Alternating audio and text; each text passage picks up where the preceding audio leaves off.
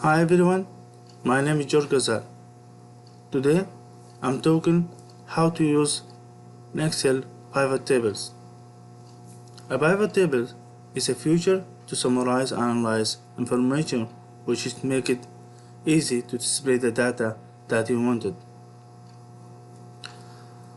As you see here, we already have the table that we need to sort the data in. So we have the information we're looking for, but we want specific data. So first thing to do, we go to Insert, Pivot Table, and by default you can have, as you see here, new worksheet. So that's what we need to really in this one. So by clicking on OK,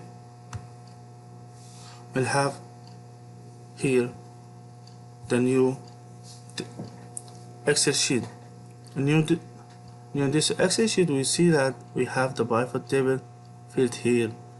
Was down here, as you see, the whole items that we have them before, and on drag face here, we see filter, common, rows, and value.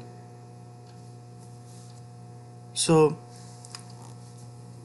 to say here, pivot table is very simple feature to use. So that only need to do to sort the information, that is to drag the information from here to here. So for example, if we drag the team to rows, we see the whole teams that we have. We can do more than this. Let's say point. If we want to say the value of points, we see each team how many points. We're only looking for points here.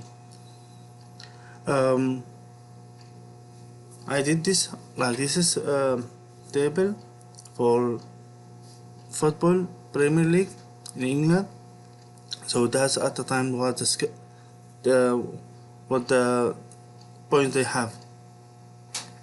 But like I need to see at the bottom of here, like you see, like this is 330. You will ask what's this 330. So this is the sum for the whole teams. But we don't need that. We need to, let's say the maximum of the team, like the score for like maximum point for the team that will score more. So if we go here in the value field setting,